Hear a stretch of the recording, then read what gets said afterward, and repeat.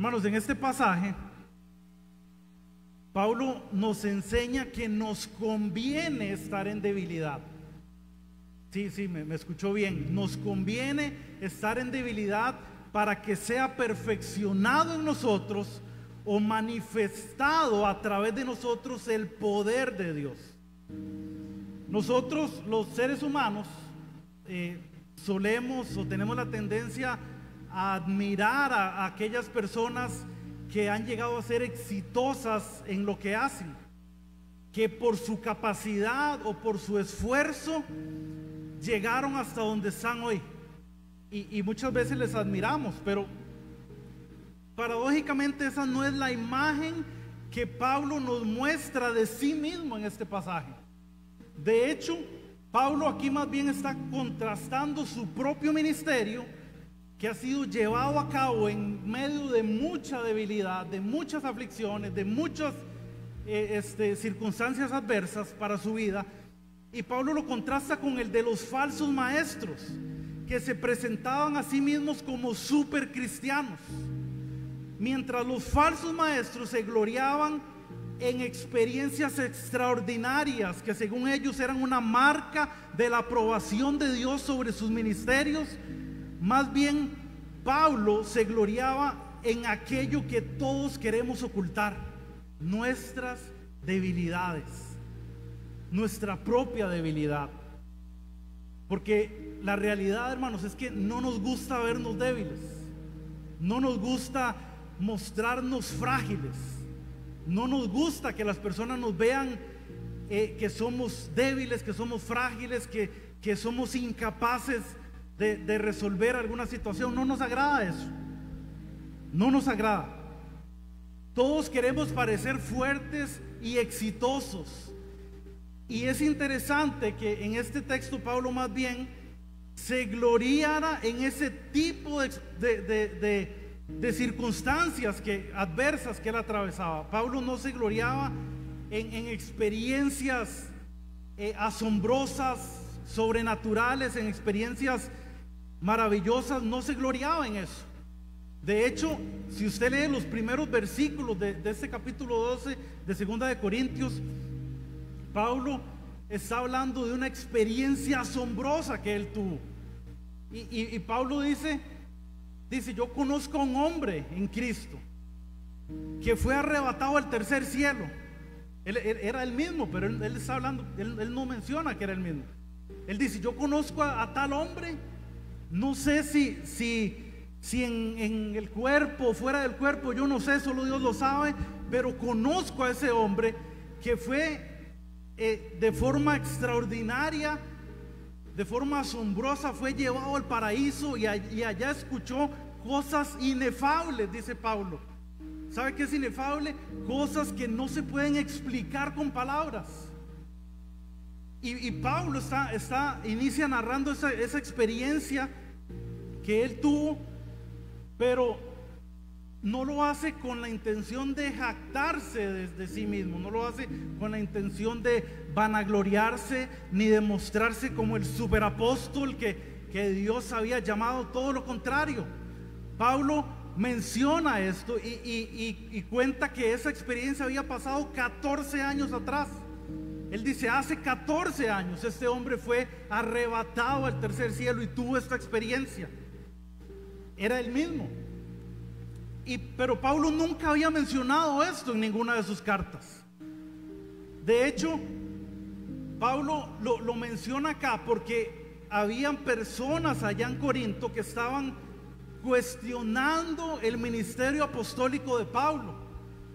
Y Pablo menciona esto y menciona otras cosas, defendiendo su llamado al ministerio, pero no tanto su llamado, sino defendiendo a Cristo y la causa de Cristo, quien era, que lo había llamado, que lo había capacitado, que lo llevaba en todo el proceso, en todo el avance del evangelio que el Señor estaba realizando a través de Pablo.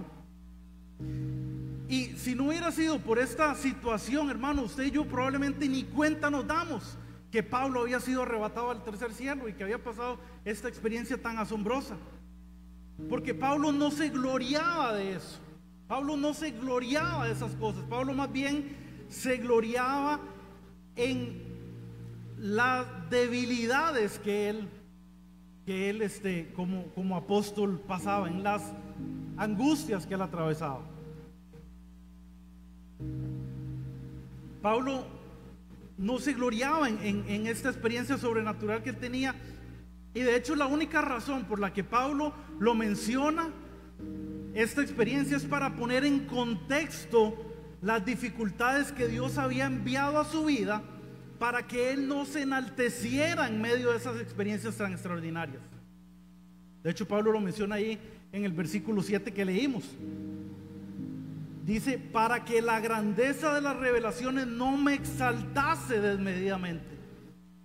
Pablo comprende que esta situación, esta adversidad que el Señor pone en su vida, era para que él no se llenara de orgullo y no pensara que era él o que era por sus capacidades. Pablo de hecho menciona esto solamente para poner en contexto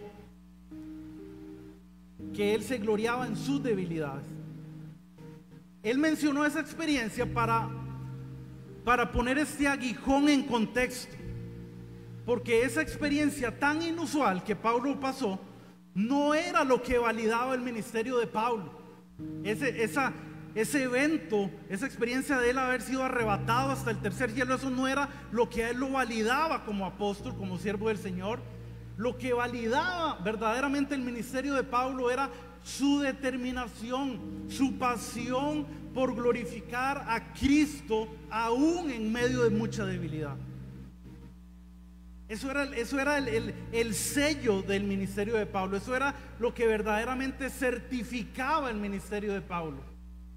La pasión, la entrega, el compromiso que él tenía y que tuvo siempre por la causa de Cristo. Aún renunciando a sí mismo, negándose a sí mismo. Es el mismo Pablo quien allá en Gálatas 2:20 dice: con Cristo estoy juntamente crucificado. Ya no vivo yo, Cristo es el que ahora vive en mí. Pablo había comprendido eso a tal punto que ya para Pablo su propia vida ya no tenía ningún valor, no tenía ninguna relevancia más que la causa de Cristo. Pablo dice: para mí, en Filipenses lo menciona, Filipenses 1:21, para mí el vivir es Cristo y el morir es ganancia. Pablo llegó a ese nivel de comunión, de intimidad con Cristo, que dice: mi vida es Cristo. No es que Cristo vino a hacer algo más en mi vida, no es que ahora Cristo es una prioridad más en mi vida, no es algo que yo pude agregar a mi vida. Cristo es mi vida ahora. Cristo es todo. Y Pablo entonces se gloriaba, se deleitaba en glorificar en su vida el nombre de Cristo.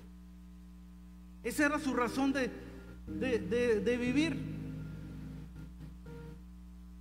El énfasis, hermano, en este pasaje no está en esa visita que Pablo tuvo al tercer cielo, al paraíso, sino que el énfasis más bien está en esa espina, en ese aguijón de la carne que había venido en consecuencia de eso que le había pasado, para que él no se enalteciera sobremanera, dice el texto.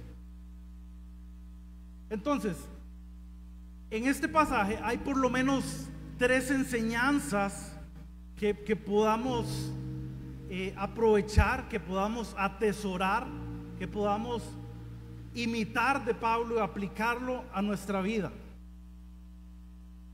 La primera, o el primer punto que yo quisiera mencionar, es que las debilidades y las aflicciones que vienen a nuestras vidas, no importa el origen de las mismas, en última instancia son orquestadas por Dios para su gloria y para nuestro bien.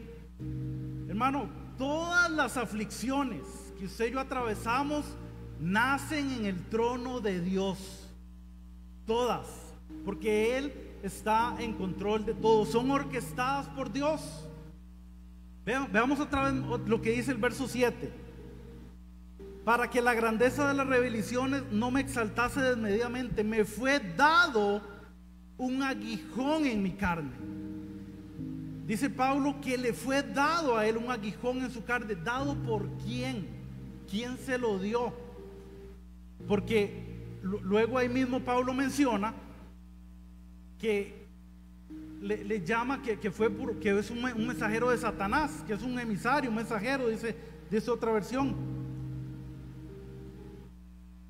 Entonces, ¿cuál es el origen de ese aguijón en la carne al que Pablo hace referencia? Bueno, en el contexto del pasaje, el origen de ese aguijón es Dios mismo.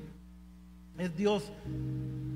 Dice Pablo que le fue dado por Dios a pesar de que era un mensajero de Satanás.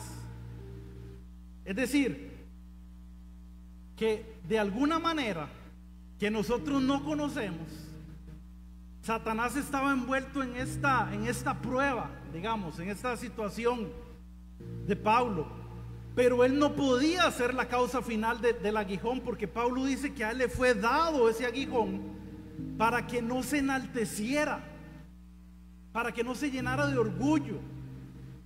Y si meditamos un poquitito en eso, nos daremos cuenta fácilmente que Satanás estaría feliz, hermanos, de que Pablo se hubiera llenado de orgullo. Entonces no fue Satanás el que puso ese aguijón, el Señor lo permitió. Todo era parte del plan de Dios para Pablo, para que él se mantuviera siempre humilde, para que él mantuviera siempre sus pies en la tierra, y que en todo lo que él hacía siempre le diera la gloria a Dios en todo. Dios estaba usando al diablo, hermano, para humillar a Pablo, para mantenerlo humilde. Por eso es que Pablo le pide a Dios en oración varias veces que le quite esa espina, que le quite ese aguijón, que le saque ese aguijón, porque en última instancia había venido de la mano de Dios. Pablo comprendió eso.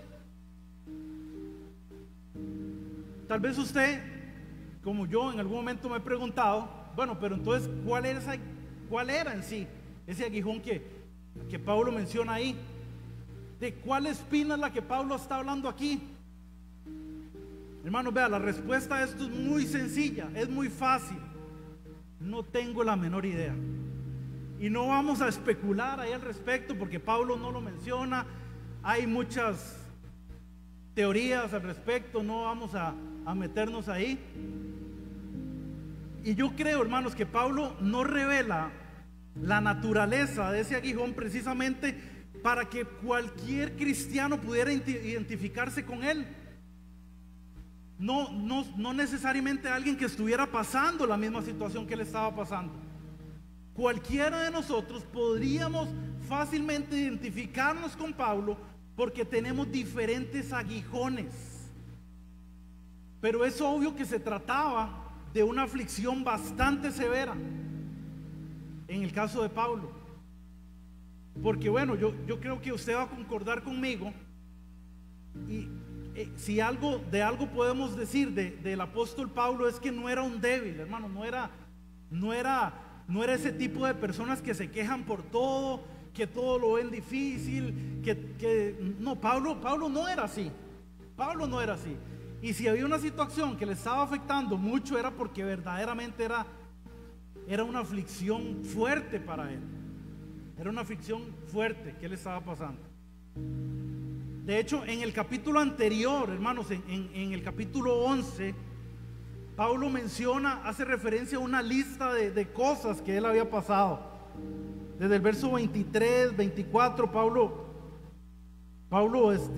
enumera ahí varios sufrimientos que él como apóstol tuvo que atravesar. Voy a leer algunos versículos. Dice el 23 que en azotes sin número, en cárceles, en peligros de muerte muchas veces. De los judíos había recibido 5 veces 40 azotes menos uno, porque era prohibido darle a un ciudadano judío, era prohibido darle 40 azotes. Bueno, entonces le van 39 para no infligir la ley, ¿verdad? Pero 5 veces le hicieron eso, imagínense. 3 veces he sido azotado con varas, 1 vez apedreado, 3 veces he padecido naufragio, 1 noche y 1 día he estado náufrago en alta mar. en camino muchas veces, en peligros de ríos, peligros de ladrones, peligros de los de mi nación, peligros de los gentiles, peligros en la ciudad, peligros en el desierto, peligros en el mar, peligros entre falsos hermanos, en trabajo, en fatiga, en muchos desvelos, en hambre, en sed, en muchos ayunos, en frío, en desnudez. Hermano, todo eso pasó Pablo. Yo no sé, bueno, ninguno de nosotros, hermano, podríamos presentar ese currículum vitae de sufrimiento que tuvo el apóstol Pablo. No hemos pasado, pero nada, seguramente comparado con lo que... Ahora, no es minimizando lo que tal vez usted está atravesando, porque todos aquí hemos pasado situaciones muy difíciles. De pronto usted actualmente está en una de ellas. Pero el punto acá es que vean todo lo que pasó Pablo, y Pablo no se quejaba de esas cosas. De hecho, usted en todas las cartas de Pablo usted no encuentra una sola queja, porque Pablo no pasaba quejándose por todo lo que le pasaba, no pasaba renegando, no pasaba ahí de malas o amargado por las cosas que pasaba. Y esta situación que él atravesó, este aguijón en su carne, verdaderamente que tuvo que haber sido algo fuerte para él. Y dice el texto que él 3 veces le rogó al Señor. No es que solo él 3 veces oró, no es que, dicen los académicos que, a ver, Pablo seguramente oraba muchas veces, como usted y como yo, cuando tenemos alguna situación de necesidad y le clamamos al Señor, pero probablemente en por lo menos 3 veces, en situaciones específicas, tal vez muy intensas, Pablo elevó un clamor de una forma intensa, digamos, o más intensa al Señor, pidiendo que fuera quitado de él ese aguijón, porque era una situación fuerte para él. Entonces, vea, Pablo no era ningún débil, hermano, eso yo creo que queda más que claro acá. Pero esta espina en su carne, este aguijón en su carne que Pablo menciona ahí en el capítulo 12, parece que sobrepasa todo lo anterior de la lista que él mencionó en el capítulo anterior. De hecho, bueno, en el versículo 7, donde iniciamos la lectura, dice que le fue dado a él ese aguijón, un mensajero de Satanás que me abofeté, dice Pablo, que me abofeté. Vea, yo creo, hermanos, que no hay una cosa más humillante que a uno lo abofeteen. Yo creo que es lo más humillante que puede haber. Y literalmente el texto dice, literalmente dice que es un mensajero de Satanás que me atormenta, es la interpretación que podemos darle. Y en el texto original da la idea de que es algo que era repetitivo. No era algo que pasó una vez y ya, era que constantemente lo abofeteaba, lo humillaba, lo hacía mantener sus pies en la tierra. Pablo tenía mucho tiempo padeciendo de este problema, cualquiera que haya sido, y hermano, y continuaría sufriéndolo por el resto de su vida, a pesar de que él le había clamado al Señor que se lo quitara. Pablo se murió con eso. Entonces, a ver, también de paso, este texto nos enseña que no es incorrecto, todo lo contrario, no es incorrecto orar al Señor para que nos libre de nuestras aflicciones. Allá en Santiago, en Santiago 5, la Biblia nos enseña eso. Es correcto, de hecho el Señor nos pide que clamemos a Él, que nos presentemos a Él, delante de Él en oración, que le roguemos a Él, que pongamos delante de Él todas nuestras necesidades, todo lo que a usted y a mí nos pasa. Él quiere escuchar su oración y mi oración. Él quiere escuchar nuestro clamor cuando estamos en necesidad. Él quiere eso, porque Él quiere que usted y yo dependamos de Él. Entonces está bien, es correcto pedirle al Señor que nos libre de las aflicciones que pasamos. Lo que no es correcto, hermano, lo que es incorrecto y además es pecaminoso, es llenar nuestro corazón de amargura y comenzar a dudar del amor de Dios si Él decide hacer lo contrario. Usted y yo podemos y debemos clamar al Señor por nuestras necesidades, pero no podemos amargarnos si la respuesta del Señor a nuestra oración es no, porque Él es soberano y Él soberanamente decide lo que Él quiere hacer.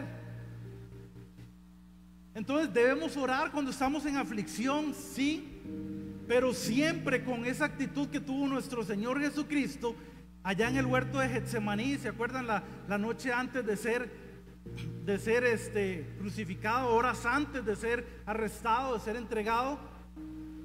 ¿Cuál fue la oración de Jesús? ¿Se acuerdan? Padre, pasa de mí esta copa. Y dice que el Señor sudaba lágrimas de sangre de lo angustiado que Él estaba. Y su oración era: Padre, pasa de mí esta copa, pero que no sea mi voluntad, sino la tuya.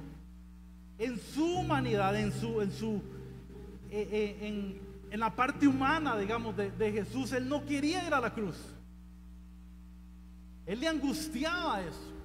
Pero su oración siempre fue: Padre, que no sea lo que yo quiero, que no sea mi voluntad, que sea tu voluntad y no la mía. Por otra parte, hermanos, también de este pasaje aprendemos que todos los seres y todas las cosas que existen en el universo están bajo el control de Dios, incluyendo el mismo Satanás. Dios tiene control absoluto sobre toda la creación, incluyendo al diablo. ¿Se acuerdan de Job? En el libro de Job dice, ¿cómo inicia el libro? Dice que el diablo estaba merodeando ahí, ¿verdad? Estaba rodeando, viendo a ver qué.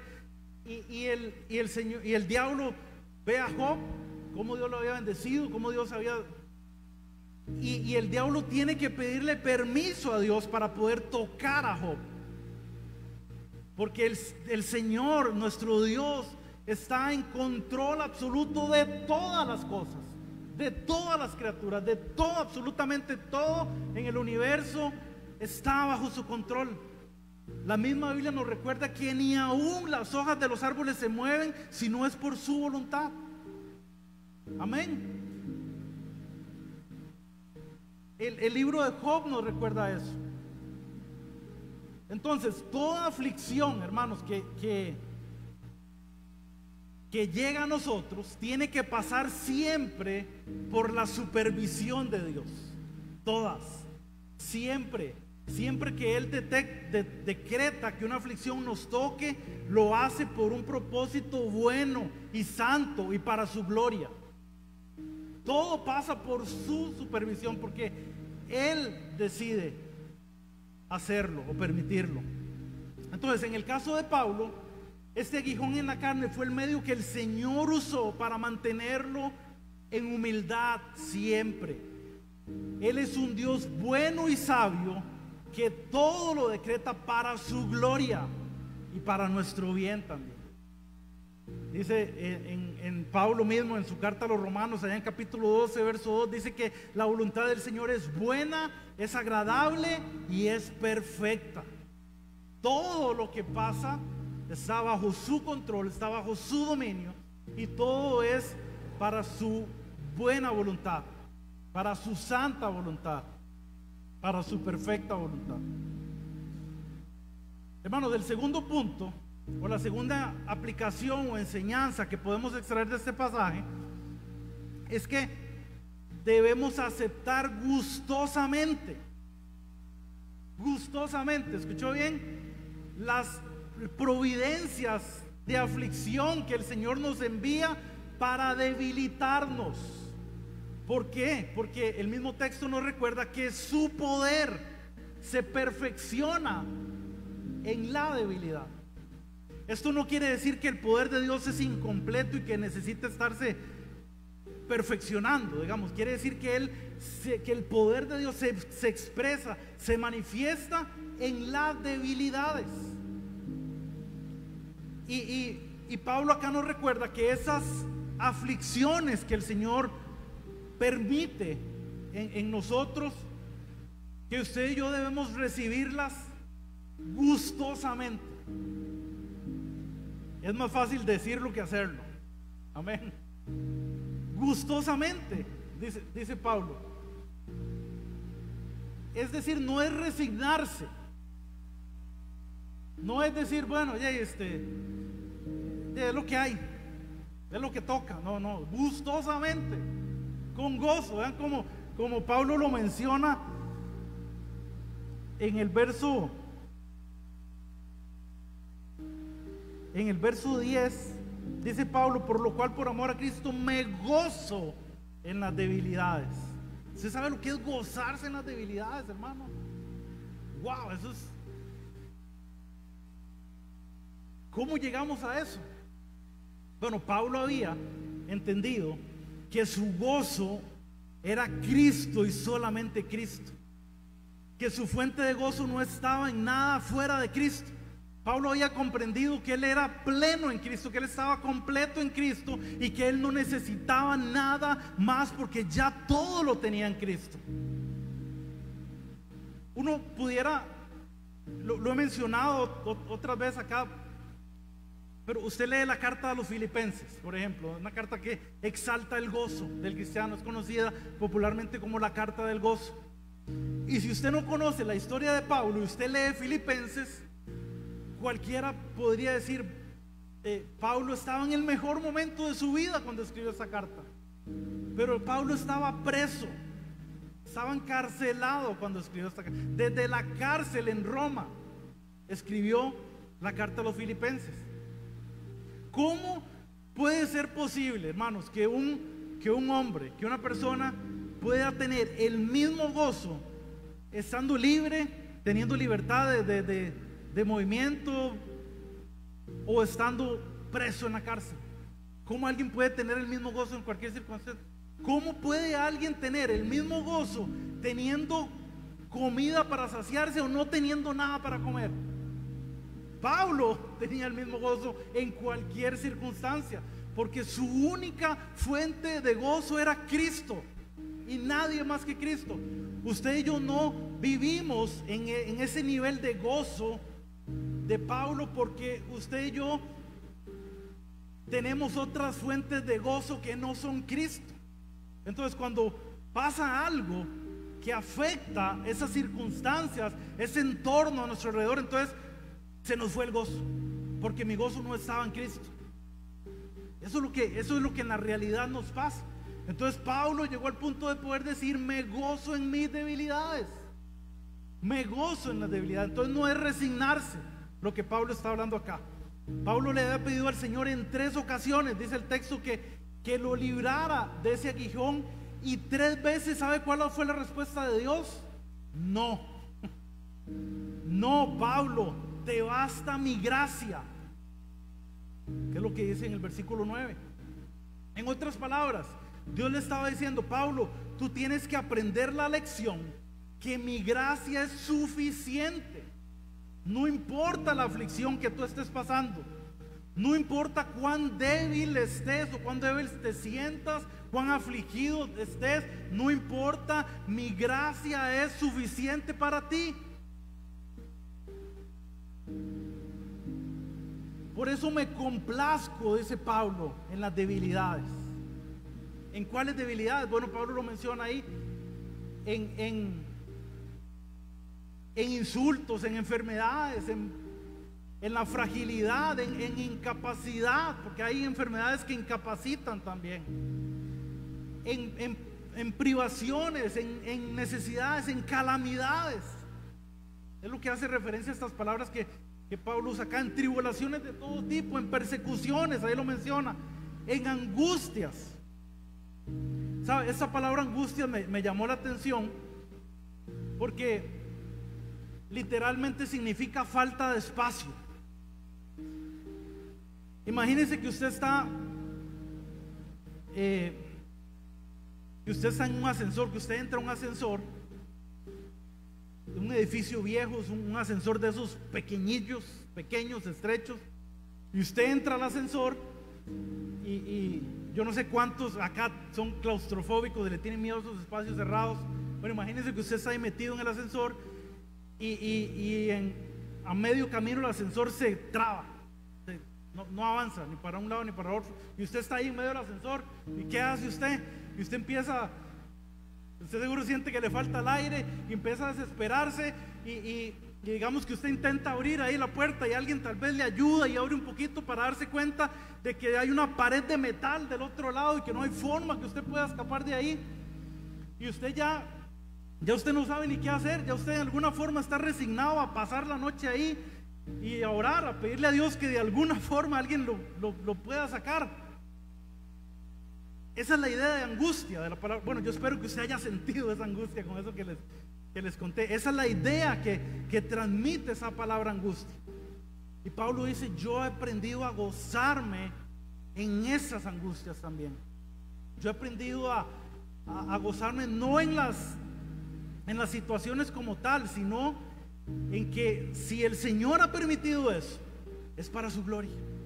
Y Pablo aprendió a deleitarse en el hecho de que con su vida o incluso con su muerte, él mismo lo menciona ahí también en la carta a los Filipenses, que de una u otra forma, siempre a través suyo, el Señor iba a ser glorificado. Y ese era el deleite de Pablo. Pero Pablo corona esta lista de cosas que menciona ahí en el verso 10, diciendo, usando la frase por amor a Cristo. Por amor a Cristo. O sea, Pablo aprendió a deleitarse, a disfrutar, digámoslo así, o a aceptarlas con gozo, todas las situaciones adversas que vinieron a su vida, por amor a Cristo. Por amor a Cristo.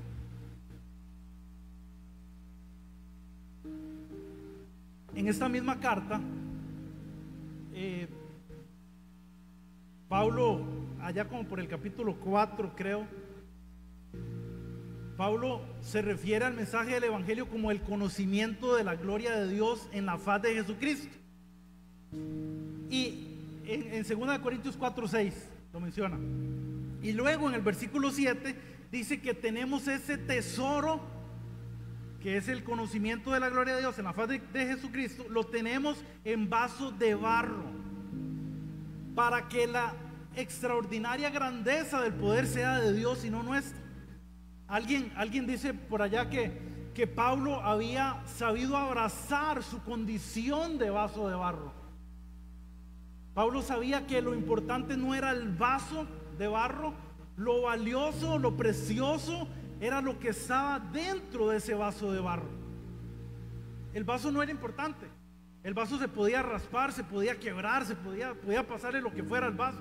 El vaso no tenía mayor valor. El valor del vaso era lo que contenía el vaso. Pablo había aprendido a abrazar esa condición de vaso de barro.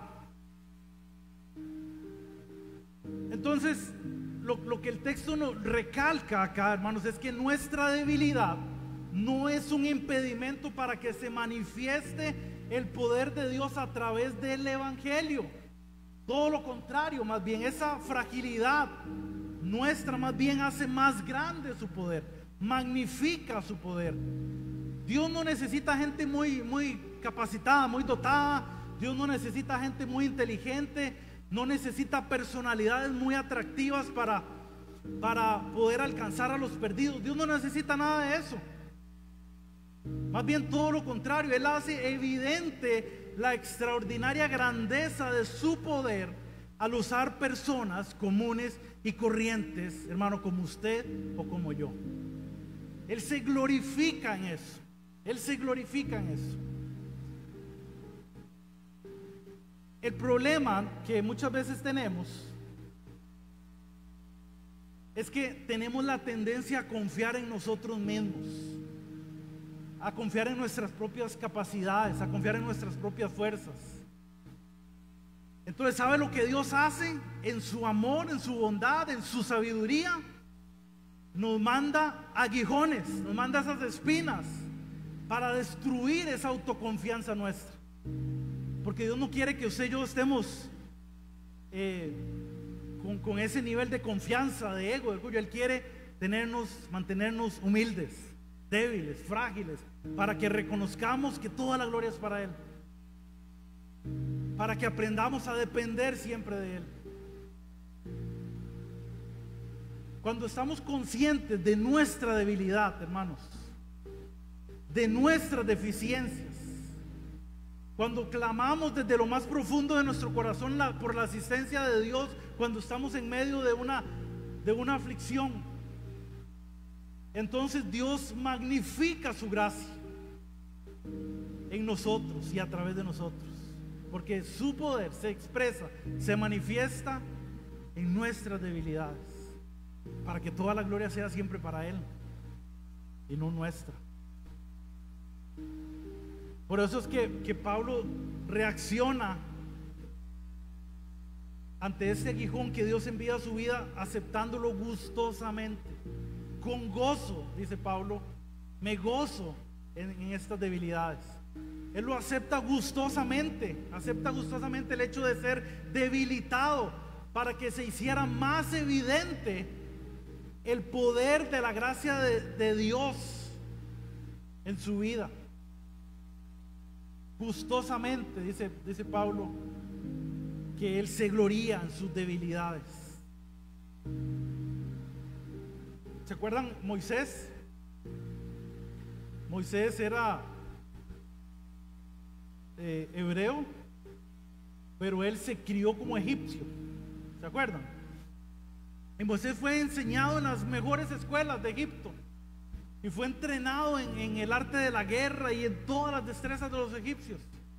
Cuando Moisés se entera que él no es egipcio, sino que él pertenece al pueblo judío, y ve las injusticias que los egipcios hacían con ellos, Moisés intenta en sus fuerzas hacer algo para ayudar a los egipcios. ¿Se acuerdan? Que mata ahí a un egipcio y tiene que escapar, tiene que salir huyendo. Ese Moisés, que estaba en sus 40, Moisés tenía alrededor de 40 años cuando ocurrió ese episodio, estaba con todo el vigor, con toda su fortaleza física, en la plenitud de sus capacidades. Y entonces, Moisés intenta ayudar, y Dios dice: no, es que así no me sirve. Así fuerte, o creyéndose fuerte, agrandado, con el ego muy alto, así no me sirve. ¿Qué hace Dios? Lo manda al desierto, lo manda a la escuelita de Madián. 40 años ahí en el desierto pastoreando animalitos ahí. Y ya Dios encuentra a un Moisés ya de 80 años, ya sus fuerzas no eran las mismas, ya su ego no era el mismo, había tenido que ser humillado a través de 40 años ahí en el desierto. Y cuando Dios lo llama y le dice: Moisés, y el Señor le dice el plan que él tiene para él, y dice: Señor, pero ¿quién soy yo? ¿Cómo? Yo no puedo. Moisés, así sí me sirves. Humilde, frágil, débil, porque no eres tú, soy yo. Es mi poder manifestado a través de ti. El Moisés fuerte, que se creía muy capaz, ese no le servía a Dios. Dios primero lo debilita en el desierto, le mata el ego, lo humilla. Entonces Dios dice: ahora sí, Moisés, estás listo para lo que yo quiero hacer contigo. Pablo entendió esto, hermano. Y la tercera enseñanza, y esta es más breve.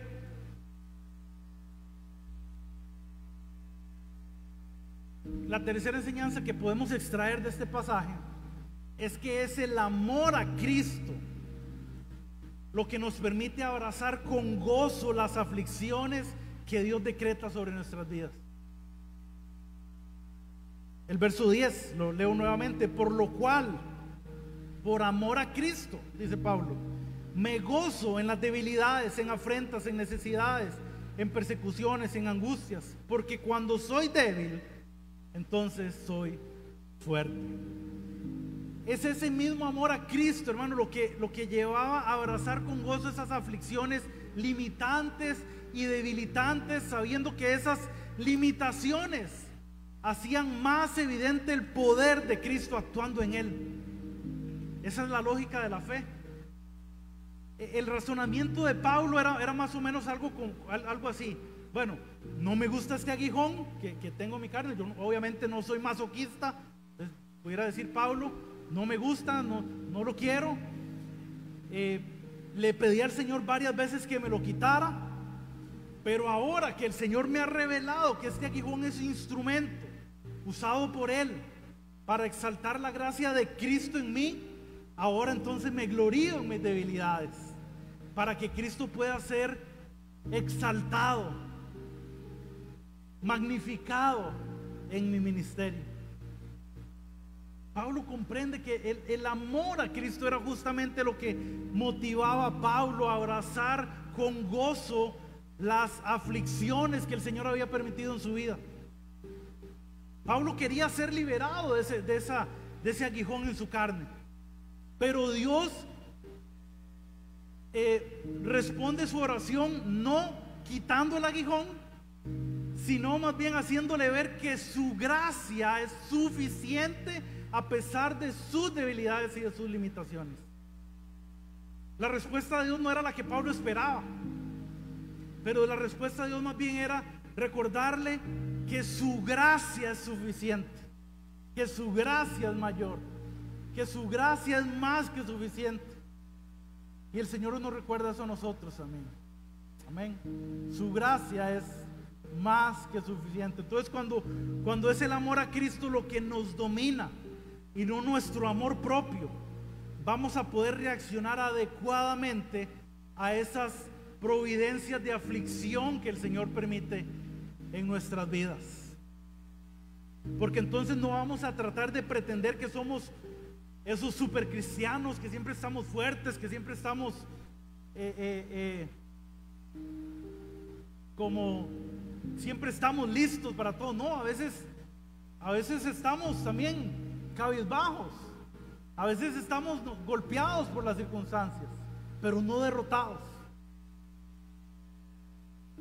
Cuando el amor por Cristo, hermano, es más grande que nuestro amor propio, podemos verdaderamente aceptar con gozo todas las aflicciones que el Señor permita en nuestra vida, porque nos va a importar más que nuestra propia vida, nos va a importar la gloria de Cristo, su gloria. Eso es lo más importante, no importando lo que tengamos que sufrir en el proceso. Pero el problema, hermanos, es que debido al pecado que mora en nosotros, que todavía luchamos con ese pecado, entonces tenemos suficiente orgullo, suficiente independencia, suficiente ignorancia para creer que nosotros somos lo que no somos.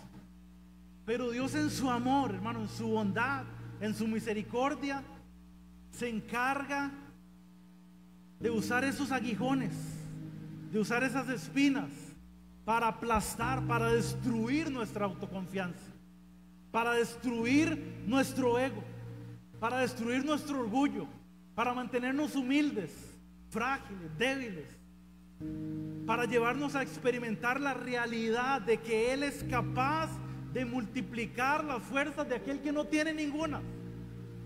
En esa condición de fragilidad, de debilidad, en esa condición es donde el Señor quiere glorificarse en ti y a través de ti.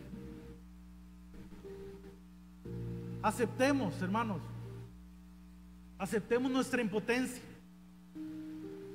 y démosle la bienvenida a esas aflicciones limitantes que nos debilitan, que llegan a nuestra vida por providencia de Dios, para que el poder todopoderoso de su gracia sea expresado en ti y a través de ti, para que toda la gloria sea para Él, para que no haya ningún mérito ni suyo ni mío en las victorias que el Señor nos da. Toda la gloria es para Él, toda, absolutamente toda la gloria es suya, y su poder se manifiesta en nuestras debilidades. Amén.